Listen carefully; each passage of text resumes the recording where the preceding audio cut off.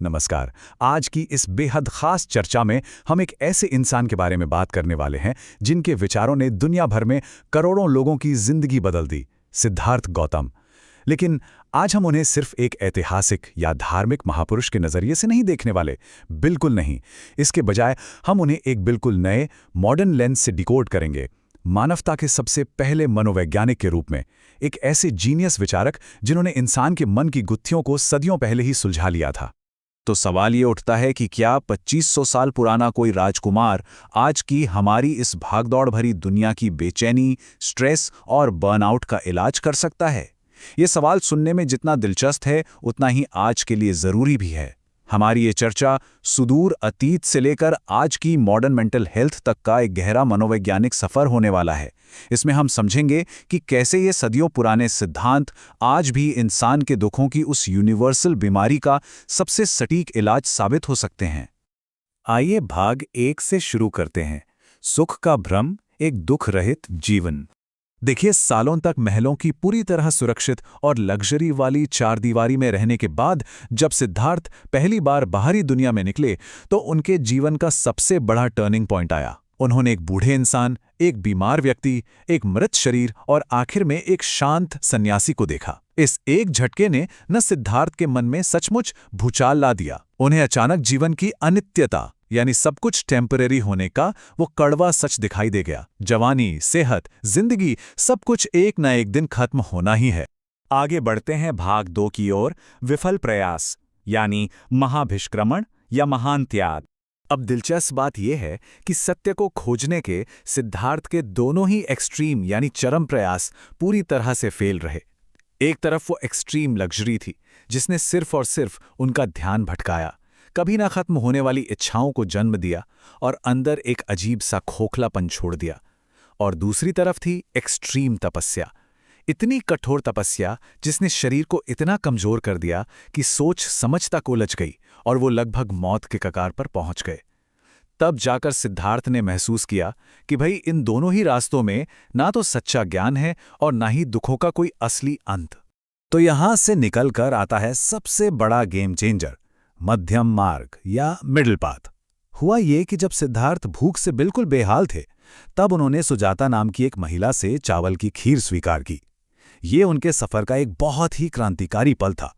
उन्हें एकदम क्लियर हो गया कि एक साफ, फोकस्ड और जागृत मन के लिए एक स्वस्थ शरीर का होना बहुत जरूरी है। किसी भी चीज की अति से बचना और जिंदगी में एक बैलेंस बनाए रखना ही असल में सही रास्ता है। और यही हमें ले जाता है भाग 3 पर, सत्य का ज्ञान, बोधि वृक्ष के नीचे। जिसके बाद आता है भाग 4, सटीक इलाज, यानी 4 आर्य सत्य। सच कहें तो ये कोई रहस्यमयी या जादुई बात नहीं है, बल्कि ये बिल्कुल आज के किसी मॉडर्न डॉक्टर की क्लिनिकल प्रोसेस की तरह काम करता है। देखिए, पहला कदम है बीमारी को पहचानना, यानी इस बात को एक्सेप्ट करना कि जीवन में दुख है। दूसरा कदम है उस दुख का कारण खोजना, जो कि है तृष्णा, यानी हमारी कभी खत्म ना होने वाली इच्छाएं और लगाव। आज की दुनिया में इसे ही तो मनोविज्ञान हेडोनिक ट्रेडमिल कहता है, जहां हम हमेशा और ज्यादा पाने की अंधी दौड़ में भागते रहते हैं। तीसरा कदम है ये जानना कि भाई इसका इलाज संभव है, जिसे निर्वाण कहा गया। और चौथा कदम है डॉक्टर का वो असली पर्चा, यानी इस बीमारी से बाहर निकलने का प्रैक्टिकल रास्ता, जिसे हम अष्टांगिक मार्ग कहते हैं। अब इस अष्टांगिक मार्ग को समझने के लिए इस फ्रेमवर्क को देखिए। ये बहुत ही प्रैक्टिकल है। इसे 3 मेन कैटेगरीज में बांटा गया है: विजडम या ज्ञान, एथिकल कंडक्ट यानी आचरण, और मानसिक अनुशासन। ये सिर्फ कोई पुराना फिलोसॉफिकल ज्ञान नहीं है, बल्कि आज के इस स्ट्रेस से भरे लाइफस्टाइल में बैलेंस, क्लैरिटी और शांति खोजने का एक एकदम परफेक्ट फ्रेमवर्क है। ये हमें बताता है कि हम क्या बोलते हैं, कैसे सोचते हैं और अपनी एनर्जी कहाँ लगाते हैं। असल में यही चीजें हमारी लाइफ की क्वालिटी तय करती हैं। अब आते हैं भाग 5 पे, डीकंस्ट्रक्टिंग द सेल्फ, यानी आत्मा का भ्रम और अनात्म का सिद्धांत। बौद्ध दर्शन का शायद सबसे रैडिकल या क्रांतिकारी विचार है अनात्म, मतलब इंसान के अंदर कोई परमानेंट या स्थायी आत्मा नहीं होती। जिसे हम मैं, मेरा या ईगो कहते हैं, वो असल में कुछ है ही नहीं, बल्कि सिर्फ हमारे अनुभवों, विचारों और भावनाओं का एक लगातार बदलता हुआ फ्लो है। लेकिन ठहरिए, ये विचार एक बहुत ही कॉम्प्लेक्स सवाल भी खड़ा करता है। अगर कोई परमानेंट आत्मा है ही नहीं, तो फिर पुनर्जन्म होता किसका है? ये एक ऐसा सवाल है जिसने सदियों से बड़े बड़े विचारकों के दिमाग को उलझा कर रखा है, और ठीक यहीं से संसार यानी अस्तित्व की निरंतरता का सिद्धांत सामने आता है। इस कॉन्सेप्ट को एक बहुत ही शानदार मेटाफर से समझा जा सकता है, जैसे एक मोमबत्ती से दूसरी मोमबत्ती में लौ या आग का जाना।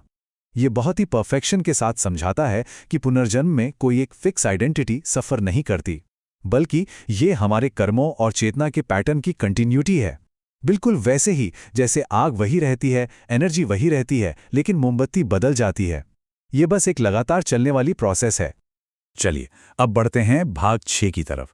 प्राचीन ज्ञान, आधुनिक विज्ञान, ह्यूमैनिटी के सबसे पहले मनोवैज्ञानिक। ये देखकर वाकई हैरानी होती है कि सदियों पुरानी ये समझ आज के साइंस की न्यूरोप्लास्टिसिटी के कॉन्सेप्ट से कितनी ज्यादा मिलती है। आज का मॉडर्न मनोविज्ञान कॉग्निटिव बिहेवियरल थेरेपी और माइंडफुलनेस बेस्ड स्ट्रेस रिडक्शन की बात करता है। अगर गहराई से देखें तो ये सब बुद्ध के सही समझ और तृष्णा पर जीत के उन पुराने सिद्धांतों का ही तो मॉडर्न वर्जन है। आज विज्ञान भी ये साबित कर चुका है कि सिर्फ अपने विचारों को बदलकर और अवेयरनेस की प्रैक्टिस करके हम अपने दिमाग के न्यूरल पाथवेज को सचमुच रीवायर कर सकते हैं और एंग्जाइटी को काफी हद तक हरा सकते हैं।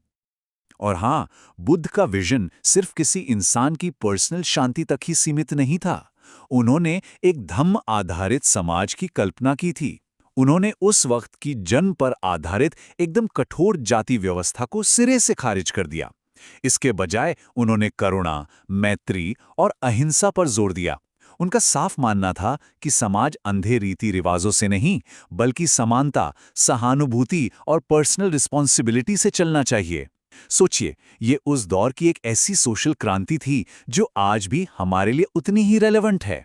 तो इस पूरी चर्चा का कोर टेक अवे या मेन लेसन बस यही है। बाहरी दुनिया बहुत तेज और केओटिक है, लेकिन हमारे मन का ऐसा होना बिल्कुल जरूरी नहीं है। सच्ची खुशी और जिंदगी का मतलब इस बाहरी दुनिया को कंट्रोल करने से कभी नहीं मिलता, बल्कि ये मिलता है अपने अंदर के रिएक्शन को मास्टर करने से।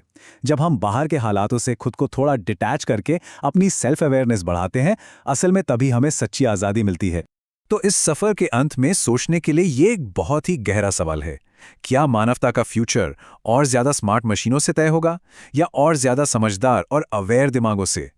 बाहरी दुनिया में हम चाहे कितनी भी तरक्की क्यों ना कर लें, अपनी इस अंदरूनी चेतना को इवॉल्व करना ही दुनिया में शांति और हमारी सच्ची खुशी की इकलौती चाबी है।